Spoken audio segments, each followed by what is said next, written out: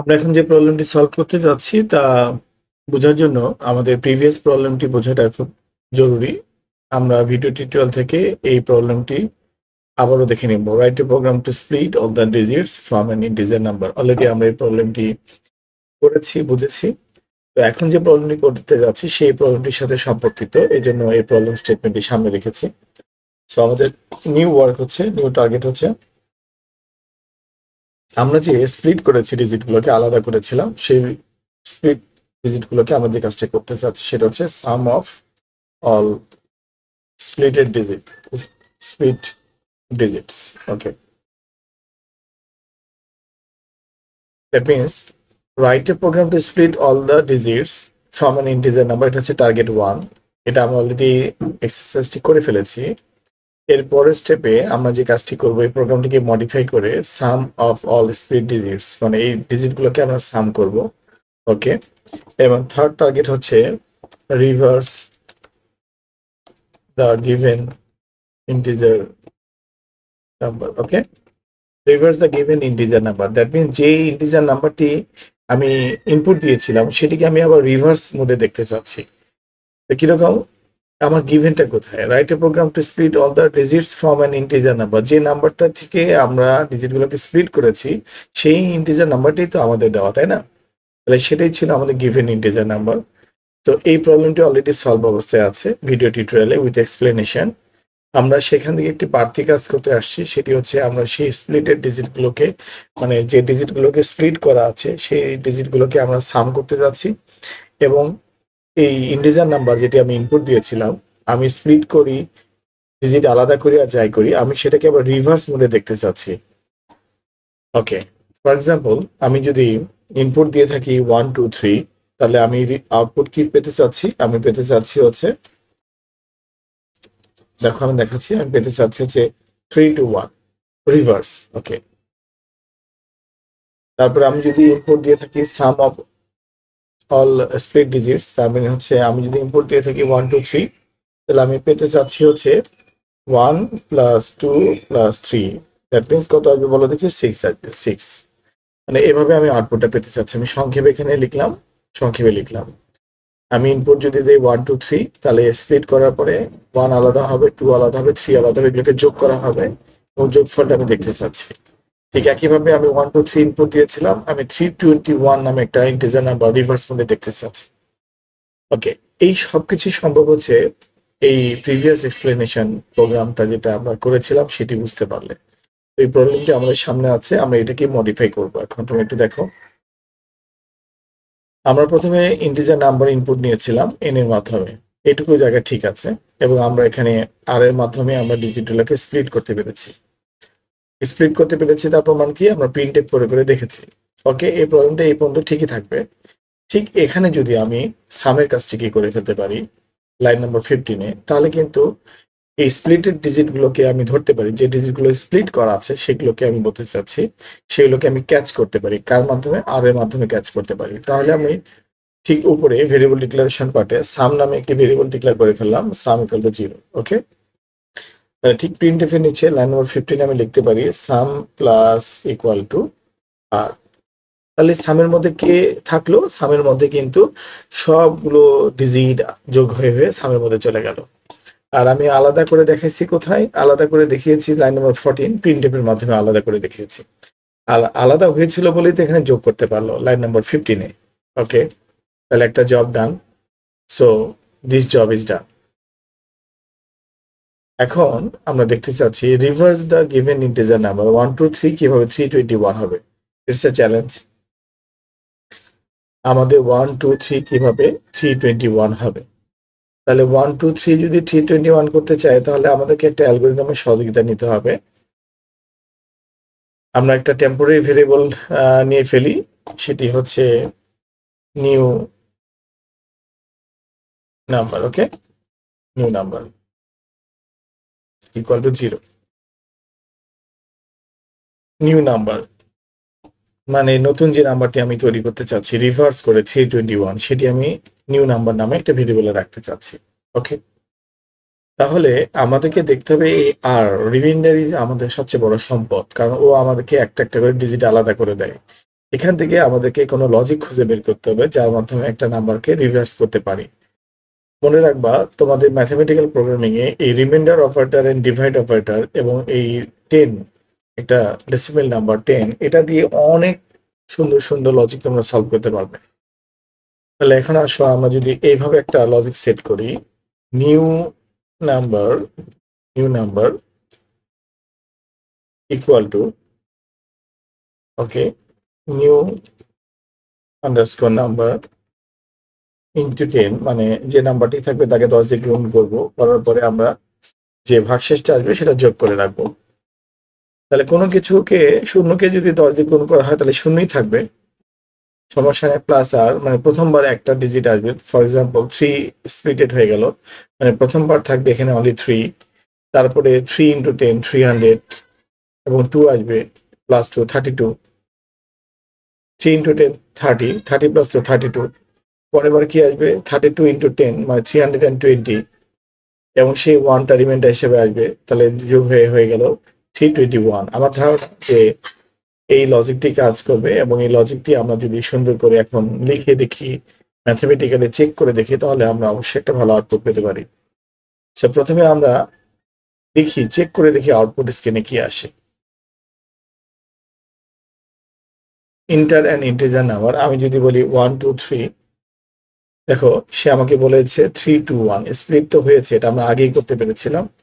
এখন আমরা যে সাম করেছি আর নিউ নাম্বার জেনারেট করেছি এটিকে আমরা আউটপুট স্ক্রিনে এখনো দেখিনি।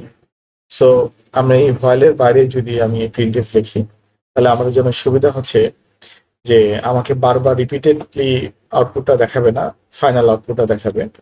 সো আমি বললাম the some is colon percentage D backslash N, আমি এখানে সাম ভেরিয়েবলটাকে প্রিন্ট আউটপুটে নিয়ে আসলাম।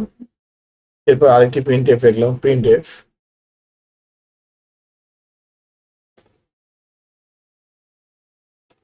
রিভার্স নাম্বার ইজ, নাম্বারটি রিভার্স করে কিভাবে দেখাচ্ছে, পার্সেন্টেজ ডি ব্যাকস্ল্যাশ এন, মানে নিউ লাইনে থাকবে।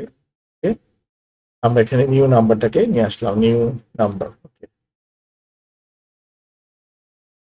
এখন আমরা এই প্রোগ্রামটিকে কম্পাইল আর রান করে দেখি কি অবস্থায় আসে। দেখো ইন্টার এন্ড ইন্টিজার নাম্বার, আমি ইনপুট দিলাম 1 2 3, সো নাম্বারগুলোকে স্প্লিট হয়ে আমাকে 3 2 1 আলাদা করেছে। দ্য সাম ইজ 6, দেখতেই পাচ্ছি যে সাম ঠিক আছে এবং the reverse number is 321। That means আমাদের লজিক ঠিক ছিল। এখন যেহেতু আমরা এই পর্যন্ত এগোতে পেরেছি, তাহলে এখানে আমি আরেকটি প্রবলেম অ্যাড করে ফেলছি। সেই প্রবলেমটি হচ্ছে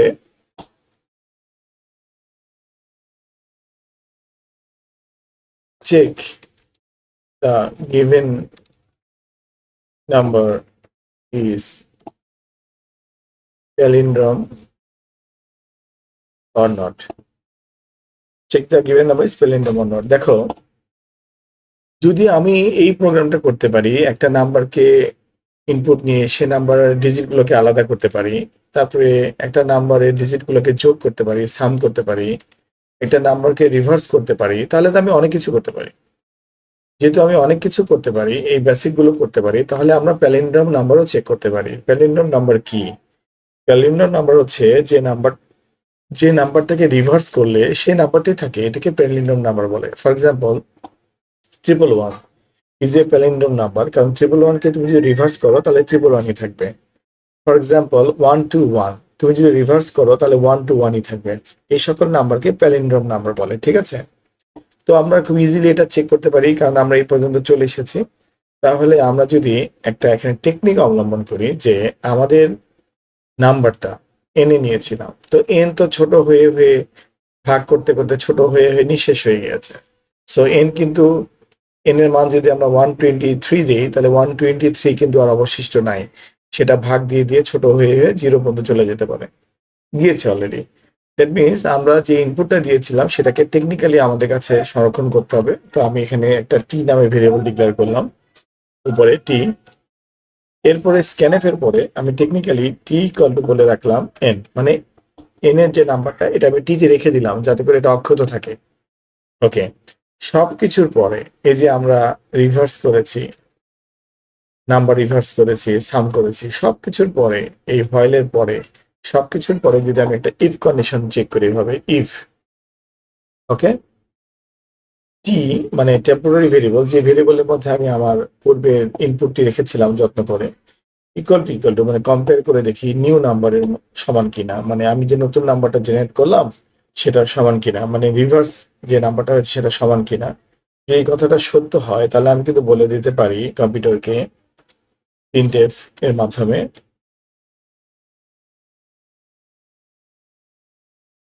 the given input is palindrome, okay, palindrome number, given input is a palindrome number। আমি এরকম করে নাইসলি সুন্দর করে ডিসপ্লে দিতে পারি। এলস পার্টে আমি ফলস পার্টে বলতে পারি যদি কন্ডিশনটি ট্রু না হয় প্রিন্টএফ, সংক্ষেপে বলি নট প্যালিন্ড্রোম, ওকে। তাহলে দেখো আমি আরেকটি প্রোগ্রামে চলে যেতে পারলাম, আরেকটি নিউ প্রবলেম সলভ করে ফেললাম শুধুমাত্র একটা কম্পারিজন অপারেটরের মাধ্যমে, এবং একটু বুদ্ধি করে। সেটি হচ্ছে যে যেহেতু এন এর মান আমি নষ্ট করে ফেলছি, মানে এন এর মানটাকে আমি ইউজ করে ফেলছি, এন কে ছোট করে ফেলছি, তাহলে আমি যে ইনপুট দিয়েছিলাম সেটি অস্তিত্ব কম্পিউটার মেমোরিতে থাকছে না। তাহলে সেটিকে একটি টেম্পোরারি ভেরিয়েবলের মধ্যে নিয়ে আমি দেখো এটাকে কম্পেয়ার করে এই নাম্বারটি প্যালিন্ড্রোম কিনা এটা চেক করে ফেললাম। তো আবার আমরা কম্পাইল রান করি। দেখো আমি যদি ইনপুট দিই 123 ইন্টার, আউটপুট এসেছে 321, এটা হচ্ছে নাম্বারগুলোকে আলাদা করা, এটা হচ্ছে সাম, দ্য সাম ইজ 6, যোগফল ঠিক আছে। রিভার্স নাম্বার হচ্ছে 321, নাম্বারটি উল্টা হয়েছে, সমস্যা নেই। এরপরে নাম্বারটি নট প্যালিন্ড্রোম, আসলে এটা প্যালিন্ড্রোম না, আমি ইনপুট দিয়েছি 123, রিভার্স হয়েছে 321, ইটস নট প্যালিন্ড্রোম, ওকে। আবার কম্পাইল রান করি।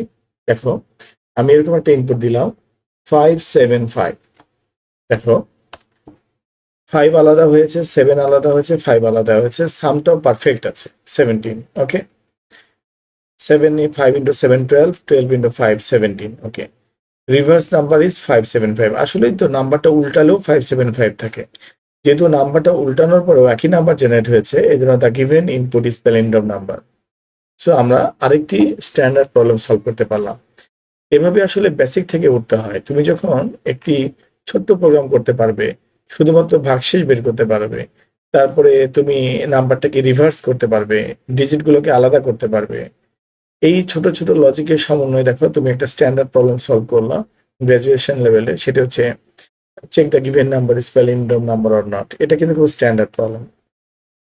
তাহলে আমরা আরেকটি অনুশীলন করলাম, আরেকটি প্রবলেম সলভ করলাম। সেই প্রবলেমটির মধ্যে আমি যদি সাব প্রবলেম চিন্তা করি তাহলে অলরেডি 3টি প্রবলেম আছে, সেটা হচ্ছে sum of all split digits, reverse an integer number,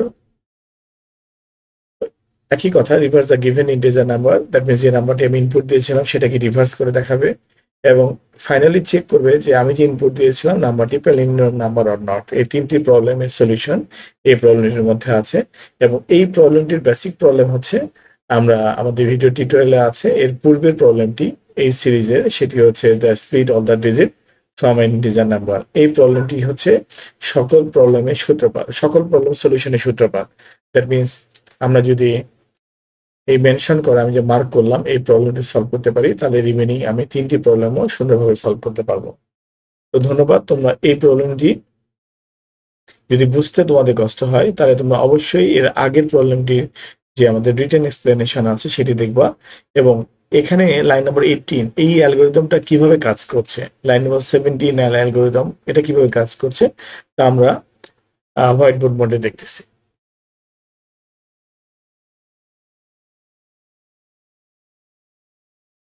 আমরা আগের সিরিজগুলোতে কিভাবে ডিজিট স্প্লিট হচ্ছে সে বিষয়গুলো কিন্তু দেখেছি, এক্সপ্লেনেশনও দেখেছি, হোয়াইট বোর্ড এক্সপ্লেনেশনও দেখেছি। দ্যাট মিনস আমরা লাইন নাম্বার 1 এই কমেন্টটির ব্যাপারে আমরা সবাই অবগত আছি। আমরা এখন শুধুমাত্র দেখব এই দুটি, এই দুটি বোঝা মানেই হচ্ছে প্যালিন্ড্রোম বোঝা, একই কথাই। তো আমরা এই কোডটি আমাদের সামনে রাখলাম, এই কোডটির উপরে আমরা এক্সপ্লেনেশন করার চেষ্টা করছি। দেখো প্রথমে একটি নাম্বার, ফর এক্সাম্পল আমরা 151 এই নাম্বারটিকে স্যাম্পল হিসেবে নিচ্ছি।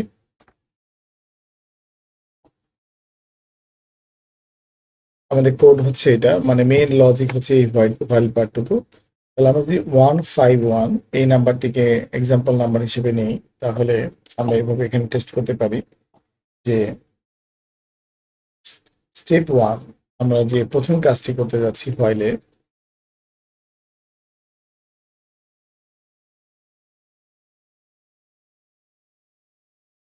স্টেপ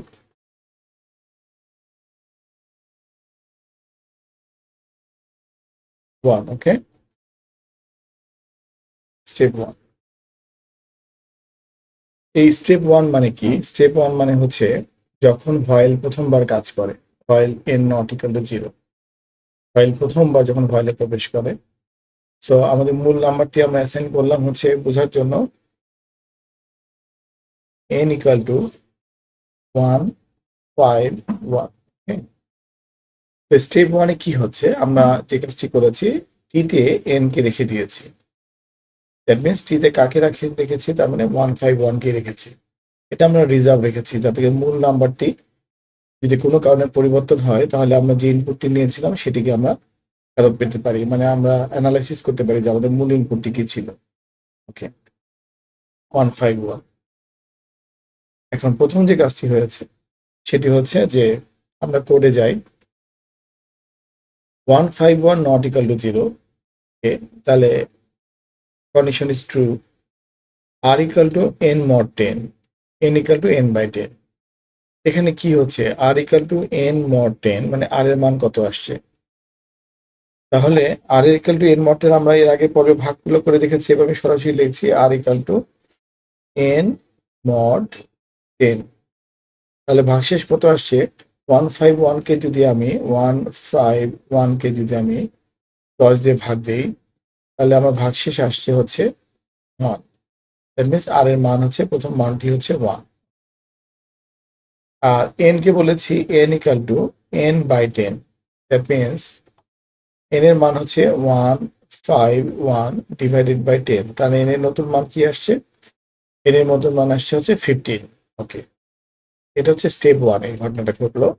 এবং আমরা টেকনিক্যালি যে কাজটি করলাম, সামের মধ্যে রেখে দিলাম sum equal to sum plus R. That means সামের প্রথম এখন মান হচ্ছে 1, সামের ভিতরে আছে 1। আর নিউ নাম্বারে যে কাজটি আমরা করেছি, নিউ নাম্বার, নিউ আমি এখানে সংক্ষেপে নিউ লিখলাম। নিউ ইকুয়াল টু আমি বলেছি নিউ, এটা একটা আমরা ম্যাথমেটিক্যাল ফর্মুলা তৈরি করেছি, ইন্টু 10 প্লাস আর। তাহলে নিউ এর ডিফল্ট ভ্যালু ছিল 0, তাহলে 0 ইন্টু 10 হলো 0 প্লাস আর এর মান হচ্ছে 1। সো নিউ এর মধ্যে এখন আছে 1। এটা হচ্ছে স্টেপ 1। ওকে, এখন আসি আমরা স্টেপ 2 তে। ওকে, স্টেপ 2 তে আসি। স্টেপ 2, আমি একটু কোড উইন্ডোতে যাই, স্টেপ 2 কিভাবে কাজ করছে। সো যখন ভয়েলের লাস্ট প্রান্তে চলে আসছে, সে আবার ভয়েলের লুপের মধ্যেই তো আছে, সে আবার কন্ডিশন চেক করতে গেছে n নট ইকুয়াল টু 0 কিনা। সো n এর মান পরিবর্তন হয়ে কত হয়েছে, স্টেপ 1 এ আমরা দেখতে পাচ্ছি n এর মান ছোট হয়ে এসেছে 15। দ্যাট মিনস এখনো n নট ইকুয়াল টু 0, এখনো n এর মান 0 হয়নি। তাহলে r equal to n mod 10, n equal to n by 10। আমরা আবার ফর্মুলাটার আউটপুট লিখে ফেলি। তো আমরা এখানে আসছে ভয়েলের মধ্যে 15 নট ইকুয়াল টু 0, এটা হয়ে গেল ফলস। যেটা ফলস হয়েছে মানে আমরা কন্টিনিউ করতে পারছি। তাহলে এখানে আমরা যে কাজটা করেছি, আর ইকুয়াল টু n এর এখন নতুন ভ্যালু হচ্ছে 15 মডুলাস 10, তাহলে আর এর মান আসছে হচ্ছে 5।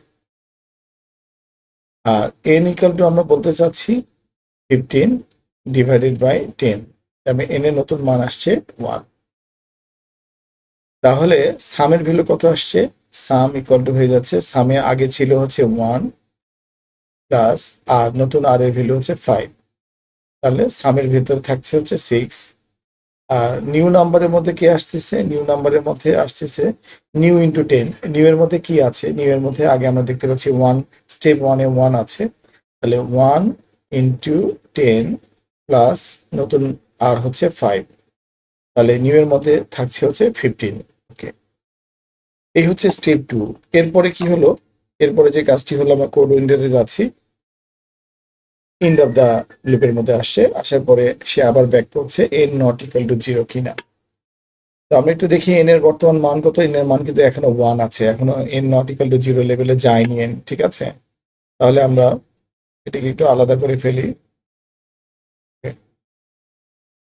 স্টেপ 3, ওকে, স্টেপ 3, এটা স্টেপ 3তে তোমরা খেয়াল করে দেখো আমরা কি কি হচ্ছে স্টেপ 3তে। স্টেপ 3তে হচ্ছে 1 নট ইকুয়াল টু 0, তাহলে 1 নট ইকুয়াল টু 0 মানে কন্ডিশন ট্রু, অবশ্যই কন্ডিশন ট্রু, কন্ডিশন ফলস না, কন্ডিশন ট্রু হচ্ছে, মানে এখনো 1। আমরা এখানে একটু ভুল লিখে ফেলেছি, এখানে কিন্তু ফলস হবে না, এখানে হবে ট্রু। ট্রু বলেই তো কাজ করতে পারছে, তাই না। 1 নট ইকুয়াল টু 0, 1 ইকুয়াল 0 সমান না, ঠিকই আছে, এটা ট্রু। ওকে, আমরা বলার সময় ভুল বলে ফেলেছি। তাহলে আর ইকুয়াল টু কত হবে, আর ইকুয়াল হবে, এখন এন এর মান আছে হচ্ছে 1, মডুলাস অফ অর্ডার 10। ওকে, 1কে 10 দিয়ে ভাগ যায় না। সো ইন্টিজার ডিভিশনের ফর্মুলা অনুযায়ী যেহেতু এটা ফ্র্যাকশনে যেতে পারবে না, ইন্টিজার ডাটা টাইপ, তার মানে আর এর মান 1ই রয়ে যাবে। ওকে, আর n equal to 1 divided by 10, যেহেতু এটা ইন্টিজার নাম্বার, ফ্র্যাকশন করতে পারবে না, সো n এর মান 0 হয়ে যাবে, মানে আর ভাগ গেল না, n এর মান 0 হয়ে গেল। আর এই 1টা মডুলাসে চলে গেল, এই যে মডুলাসে চলে গেল, ভাগ শেষে চলে গেল, আর ভাগফল 0 হয়ে গেল। এখন আসো সামে কি হবে, তাহলে সাম ইকুয়াল টু, আগে ছিল 6 প্লাস বর্তমান আর এর মান হচ্ছে 1, সামে আসবে হচ্ছে 7। আর নিউ নাম্বার কিভাবে জেনারেট হবে, নিউ দেখো আগে আছে হচ্ছে 15, আগে আছে 15 ইন্টু ফর্মুলা 10 প্লাস বর্তমান আর এর মান হচ্ছে 1, তাহলে 15 ইন্টু 10 হচ্ছে 150 প্লাস আগের হচ্ছে 1, তাহলে কত হলো দেখো 151, নতুন নাম্বার হচ্ছে 151। আমি ইনপুট দিয়েছিলামও কিন্তু 151, ঠিক আছে, নিউ নাম্বারটাও তৈরি হচ্ছে 151। দ্যাট মিনস আমার সামের আউটপুট আসার কথা হচ্ছে ফাইনালি 7। তো 7 হচ্ছে কিনা তোমরা দেখো, 1 যোগ 5 যোগ 1, 7, কারেক্ট। এবং আমার নিউ নাম্বার মানে আমার ওল্ড নাম্বারটা আমি টিতে রেখেছিলাম, তো টি ইকুয়াল টু যদি আমি এখন বলি নিউ, তাহলে কিন্তু মিলে যাচ্ছে, কারণ টির মধ্যে আমার সংরক্ষিত আছে 151, আর নিউ এর মধ্যে নতুন নাম্বার জেনারেট হয়েছে 151, এই দুটো equal, that means this number is palindrome. Okay, এভাবে লজিকটা কাজ করছে, আশা করি তোমরা বুঝতে পেরেছো।